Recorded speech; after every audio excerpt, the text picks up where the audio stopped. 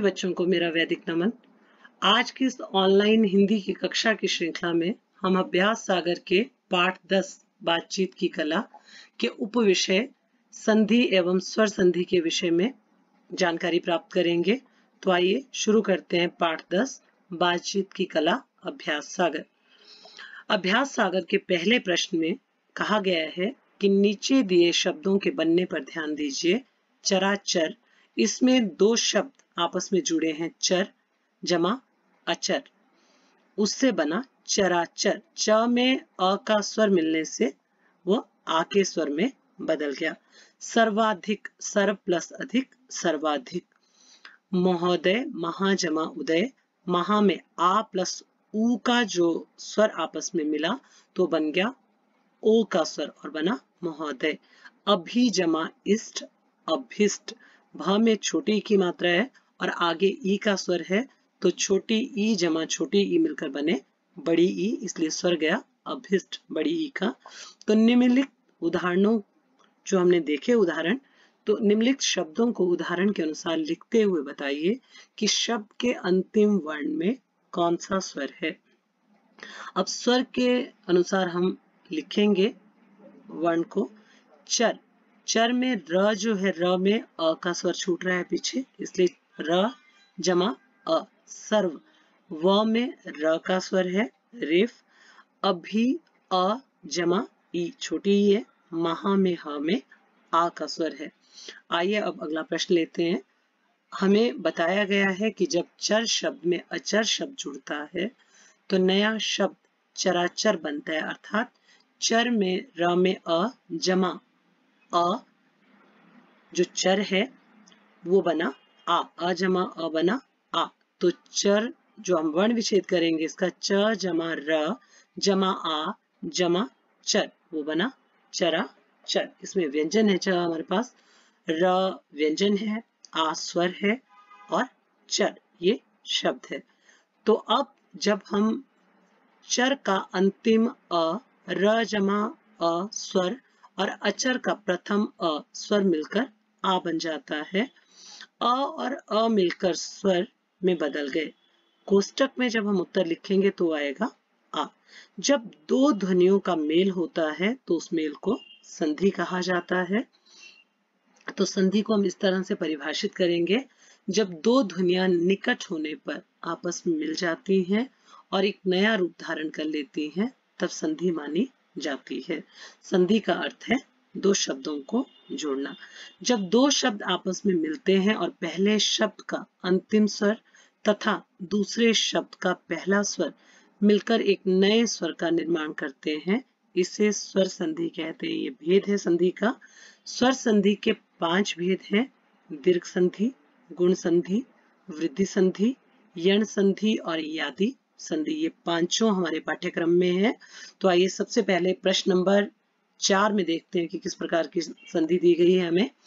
अन जमा अभाव, अनाभाव। यहाँ हम अन में अ का स्वर है, अ जमा अ आपस में मिलकर बना आ, इसलिए हमने स्वर लिया आ, अनाभाव। शिव जमा आले शिव, व में अ का स्वर है, अ जमा आ भी बनता है आ शिवालय। गिरि जमा ईश, जहां छोटी है जमा बड़ी ई बना गिरीश। भानु जमा उदय, भानु में छोटा ऊ है प्लस छोटा ऊ बन जाता है बड़ा ऊ, भानुदय। रेखा जमा अंकित, रेखांकित। यहाँ आ जमा जो अ है वो स्वर आपस में जुड़ा इसलिए बना आ, रेखांकित। वार्ता जमा आलाप, वार्तालाप, क्योंकि वार्ता में आ का स्वर है और आगे भी आ होने के कारण आ जमा आ बना आ, वार्तालाप। अब आइए अगला प्रश्न करते हैं। अगले प्रश्न में हमें बताया गया है कि जब स्वर आपस में मिलते हैं तो किस तरह दीर्घ हो जाते हैं, दीर्घ संधि कैसे बनती है, जो हमने ऊपर उदाहरण में किया प्रश्न नंबर 4 में। अ जमा अ जब मिलता है अ जमा आ मिला तब भी आ, और आ जमा आ। उसी तरह से ई जमा ई मिली तो ई जमा ई मिली तो ई, उ जमा उ मिला तो उ।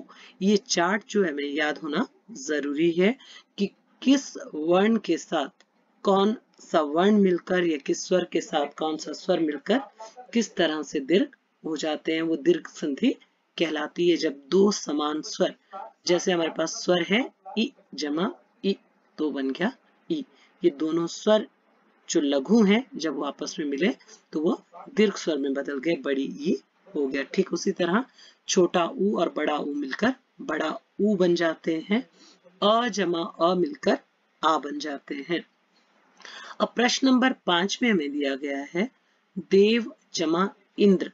देव में अ का स्वर है, आगे ई है, तो जब ये आपस में मिलते हैं अ और ई, छोटी ई जब स्वर मिलते हैं तो ए के स्वर में बदल जाती है, ए ईडी के स्वर में एक मात्रा लगेगी। देवेंद्र, देव अ जमा बड़ी ई देवेश, महा जमा इंद्र आ जमा ई महेंद्र, चंद्र जमा उदय चंद्र द्र आ का स्वर है और ओ का स्वर हो जाता है चंद्रोदय। महा जमा उत्सव आ जमा ओ का स्वर हो जाता है महोत्सव। देव जमा ऋषि देवर्षि, महा जमा ऋषि महर्षि, महर्षि लिखेंगे तो गलत हो जाएगा। आ जमा री आपस में मिलकर अर के स्वर में बदल जाते हैं। आइए अब इसका नियम जानते हैं। जो हमने संधि की वो थी गुण संधि।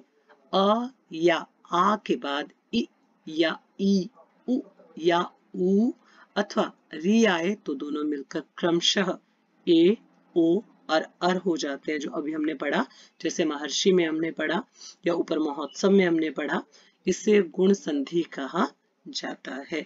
तो आ और री जब आपस में मिले तो क्या बन गया अर, और आ जमा ऊ आपस में या उ आपस में मिले तो ओ का स्वर, और आ जमा ई या ई आपस में मिले तो ए का स्वर, जो हमने सबसे पहले किया महेंद्र। देवेंद्र। आइए अब अगली संधि करते हैं। एक जमा एक, अब यहाँ एक क अ का स्वर है, अ जमा ए बन गया ए, एक। सदा जमा ए सदैव, महा जमा ऐश्वर्य। अब महा में आ जमा ए का मतलब ए, यहाँ एक मात्रा है तो ए है ये, या आई भी पढ़ते हैं इसको, तो ये दो मात्राओं में बदल जाएगा, क्योंकि ए में एक अपना स्वर है ए का और दूसरा उसके ऊपर मात्रा लगी है ए है वो। आई ऐनक है ये। महेश्वर्य। परम जमा ओजस्वी परमोजस्वी, महा जमा औषध महौषध। क्यों? क्योंकि आ जमा ओ का स्वर जब आपस में मिला तो औ का स्वर बन गया, और परम में अ जमा ओ आपस में जब मिला तो औ के स्वर में वो बदल गया। ऊपर महा जमा ए है तो वो मह के स्वर में बदल गया, और सदा जमा ए में ए के स्वर में बदल गया सदैव। तो ये हमारी जो संधि है, ये संधि है हमारी वृद्धि संधि। जब यदि अ या आ के बाद ए या ए आए तो दोनों के स्थान पर ए या औ या औ आदि तो आए तो दोनों के स्थान पर औ हो जाता है। इसे वृद्धि संधि कहते हैं, अर्थात हमारा जो स्वर है वो वृद्धि बढ़ता है, वो मात्राएं हमारी डबल हो जाती हैं, दोहरी हो जाती हैं। तो इसको आपने पढ़ना है कि जब अ और ए आपस में मिला तो ए बन गया, और जब ए और ए आपस में मिला तब भी ए बनता है। आ के साथ जब हम इसका जोड़ करेंगे तब भी ए ही रहेगा, और अ के साथ अगर ओ का हम जोड़ करते हैं तब भी औ, और आ जमा औ करते हैं तब भी औ का स्वर होगा, और आ जमा औ होगा तब भी औ का स्वर होगा। इसलिए वृद्धि संधि का नियम है, इसको ध्यान में रखना आवश्यक है। नीचे दिए गए उदाहरणों के अनुसार संधि कीजिए। अब हमें संधि के कुछ उदाहरण दिए गए हैं जिसके अनुसार हमने इनको हल करना है। यदि जमा अपि यद्यपि, इति जमा आदि इत्यादि, प्रति जमा एक प्रत्येक, अनु जमा एषणा अन्वेषणा, पितृ जमा आगमन पित्रागमन। इन संधि में हमें यण संधि है ये। इन उदाहरणों में हमें बताया गया है कि यदि इ ई उ ऊ और री के बाद कोई दूसरा स्वर आए तो ई का य हो जाता है, ऊ का व हो जाता है, और री का र हो जाता है। इसे यण संधि कहा जाता है।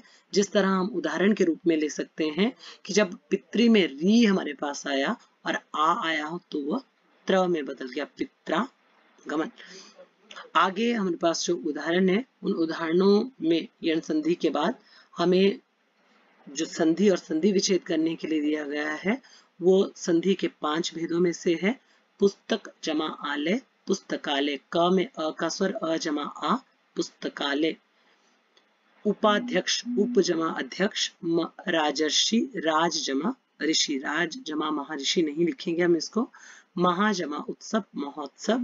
उमेश, उमा जमा ईश, भानुदय, भानु जमा उदय, सदा जमा एव, सदैव। निम्नलिखित रिक्त स्थानों में उचित विशेषण भरकर उसका भेद हमने लिखना है। विशेषण के भेद आपको बताए गए हैं। गुणवाचक, संख्यावाचक विशेषण क्यों हुआ यहाँ? राम ठंडा दूध पीता है, ठंडा की जगह हम गर्म भी लिख सकते हैं, तो वो गुणवाचक है, उसकी विशेषता है। उसने कक्षा में प्रथम स्थान प्राप्त किया, प्रथम स्थान उसका जो किस श्रेणी में, कक्षा में उसने किसी भी श्रेणी में किया हो, पहली, दूसरी, तीसरी में, पर स्थान कौन सा प्राप्त किया? प्रथम। तो ये संख्यावाचक है, 1, 2, 3 में संख्या में हम रखते हैं इसको। आगे हमारे पास है कि मेरी कक्षा में 40 विद्यार्थी हैं। अब यहाँ आप कोई भी संख्या दे सकते हैं, ये संख्यावाचक विशेषण, निश्चित संख्यावाचक। मेरा घर उत्तर दिशा में है, सार्वनामिक विशेषण। सफेद कबूतर उड़ते हुए हमारी छत पर आ गए, गुणवाचक। सफेद की जगह आप कोई भी रंग दे सकते हैं। प्रश्न नंबर 10, निम्नलिखित वाक्यों को उचित प्रविशेषण द्वारा पूरा कीजिए। पिछले पाठ में हमने प्रविशेषण के विषय में भी पढ़ा है। प्रविशेषण जो विशेषण की विशेषता को प्रकट करते हैं। ये लड़का बहुत परिश्रमी है, तुम बहुत भोले हो, मैं अब बिल्कुल स्वस्थ हूँ, पानी बहुत ठंडा है। यहाँ बहुत शब्द लगेगा। कोष्टक में दिए गए शब्दों के विलोम शब्द से रिक्त स्थान भरिए। अब हमें कुछ विलोम शब्द दिए गए हैं आगे कोष्टक में, ब्रैकेट में, उसके हमने विलोम शब्द देने हैं। गर्मी में ठोस दिया, इसका विलोम शब्द होगा तरल पदार्थ अच्छे लगते हैं। डैश परीक्षा में मैं प्रथम आऊंगा, विगत का विलोम होता है आगत। आजकल भारत गेहूं का आयात, आयात का विलोम है निर्यात, निर्यात मतलब बाहर भेजना, आयात बाहर से लाना। अपने डैश से मिलकर आ रहा हूं, अग्रज, अग्रज होता है बड़ा, अनुज होता है छोटा, तो उसका विलोम है अनुज। डैश ऋतु में गर्म खाना अच्छा लगता है, उष्ण, उष्ण का विलोम होता है शीत ऋतु में।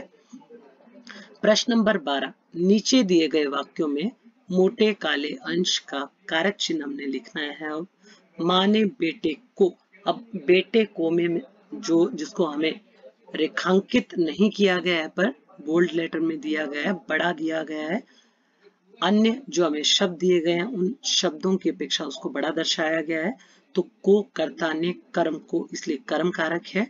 दिव्या रमा से, अब से अच्छा गाती है, यहाँ तुलना है तो करण कारक या अपादान नहीं होगा, क्योंकि अपादान में भी से लगता है, परंतु वहां जुदाई को प्रदर्शित किया जाता है। ठहरो उस तरफ खतरा है, तो ठहरो हम किसी को संबोधित कर रहे हैं, इसलिए संबोधन कारक। मैंने राधा को, अब को देखेंगे हम, कर्ता ने कर्म को, तो कर्म कारक। गिलास मेज पर रख दो, पर अधिकरण में आता है में पर, इसलिए अधिकरण कारक है। अब प्रश्न नंबर 13 में हमें कुछ अव्यय शब्द दिए गए हैं, उन्हें हमने रिक्त स्थानों में भरना है, उनकी पूर्ति करनी है। तुमने मना किया था, कारण दे रहे हैं हम, इसलिए मैं नहीं आया। पिता और पुत्र घूमने जा रहे हैं, अव्यय शब्द आपको बताए गए हैं पिछले वीडियो में कि अव्यय शब्द वे शब्द होते हैं जो बिना किसी लिंग, वचन, क्रिया, कारक के परिवर्तन के वाक्य में प्रयोग किए जाते हैं। पेट्रोल के बिना कार नहीं चल सकती, खूब मन लगाकर पढ़ो ताकि परीक्षा में प्रथम आओ, स्कूल के पास ही राजू का घर है। ये शब्द हमें दिए गए हैं अव्यय शब्द, इनको हमने वाक्यों में जिस तरह से ठीक बैठते हैं, अच्छे लगते हैं, अर्थपूर्ण होते हैं, उस तरह से हमने इनको भरना है। प्रश्न नंबर 14 में हमें संवाद लेखन दिया गया है, डायलॉग कन्वर्सेशन दी गई है। डायलॉग कन्वर्सेशन में या संवाद में सबसे पहले इस बात का ध्यान रखना आवश्यक है कि हमारी आपसी बातचीत सरल, स्पष्ट और सरस हो और संक्षिप्त हो। जब भी दो पात्रों के बीच में बातचीत हो रही हो वो बिल्कुल स्पष्ट होनी चाहिए। एक उदाहरण के रूप में मैंने यहाँ अलका और आभा के बीच जो बातचीत हुई है उसको संवाद के रूप में प्रस्तुत किया है। अलका, अरे आभा कैसी हो और कहाँ से आ रही हो। जब और लगा दिया तो यहाँ प्रश्नवाचक चिन्ह नहीं लगेगा, अंत में लगेगा वाक्य के आभा मैं ठीक हूँ और मूर्ति कला केंद्र से आ रही हूँ। अलका मूर्तिकला केंद्र से क्यों? अब प्रश्नवाचक चिन्ह आभा मैंने पिछले सप्ताह से मूर्तिकला सीखना शुरू किया है। पूर्ण विराम। अलका यह तो बहुत अच्छी बात है, मुझे क्यों नहीं बताया। पूर्ण विराम। आभा क्या तुम्हारी भी मूर्तिकला सीखने की इच्छा है? अलका हाँ हाँ और नहीं के बाद अल्पविराम। मेरी भी इस कला में बहुत रुचि है। आभा ठीक है तो कल तुम भी मेरे साथ मूर्ति कला सीखने के लिए चलना। अलका हाँ मैं ये कला सीखने के लिए जरूर तुम्हारे साथ चलूंगी। आभा मैं मूर्ति कला केंद्र में तुम्हारे प्रवेश या दाखिले के बारे में बात करूंगी। प्रवेश होता है एडमिशन लेना और दाखिला भी वही है। अलका मुझे इस विषय में अपने माता पिता से बात करनी होगी। आभा तुम अपने माता पिता से इस विषय में पूछ लेना। अलका हाँ मैं कल तक पूछकर तुम्हें बता दूंगी या तुझे बता दूंगी। मित्र हैं आपस में इस तरह से बात कर सकते हैं। आभा हम दोनों साथ मिलकर मूर्ति कला के विषय में ज्ञान प्राप्त करेंगे। अलका यह अनुभव बहुत अच्छा रहेगा। आभा ठीक है। अल्पविराम कल सुबह मिलते हैं। अलका अलविदा मित्र, कल सुबह अवश्य मिलेंगे। आभा अब मैं चलती हूँ। इस तरह हमारा जो संवाद लेखन है वो पूर्ण रूप से स्पष्ट हो रहा है दोनों के वार्तालाप से। तो जब भी आप संवाद लेखन लिखें, डायलॉग कन्वर्सेशन लिखें, तो इस बात का ध्यान रखें कि जो विषय हमें दिया गया है वो विषय पूर्ण रूप से स्पष्ट होना चाहिए। संवाद लेखन बहुत संक्षिप्त भी ना लगे और बहुत विस्तृत भी ना लगे। इस बात का ध्यान रखते हुए हमें संवाद लेखन को लिखना होता है ताकि वो प्रभावपूर्ण लगे, क्योंकि हमें परीक्षा की दृष्टि से इसको लिखना होता है। साधारण वार्तालाप में हम उसको लंबा भी ले सकते हैं, परंतु वार्तालाप में इससे कलिष्ठता आ जाती है, इसलिए वार्तालाप संक्षिप्त और प्रभावपूर्ण होना चाहिए। प्रभावशाली जो संवाद लेखन है या प्रभावशाली जो संवाद है वो हमेशा सामने वाले व्यक्ति को भी प्रभावित करते हैं। इसी के साथ मैं इस विषय को यही विराम देती हूँ। पाठ 10 का हमने अभ्यास सागर का आज अभ्यास कार्य पूर्ण किया। इसी आशा के साथ कि आप निरंतर मेरे इस चैनल को सब्सक्राइब करते रहेंगे ताकि आप जितने भी मैं इसमें वीडियो डालूं उन सब का लाभ उठा सके और जो भी अपडेट हो उससे आप परिचित हो सके। इसलिए सबसे मेरा आग्रह है कि सबसे पहले इस चैनल को सब्सक्राइब करें ताकि इसमें पढ़ने वाले हर वीडियो के लाभ से आप लाभान्वित हो पाए। और जितनी भी आपकी अपनी समस्याएं हैं किसी भी प्रश्न से, किसी भी कक्षा से संबंधित, उसे मेरे इस चैनल में आप जरूर भेजें ताकि मैं आपकी इस समस्या का निदान कर सकूं। इसी आशा के साथ मैं अपनी वाणी को यहीं विराम देती हूँ। धन्यवाद।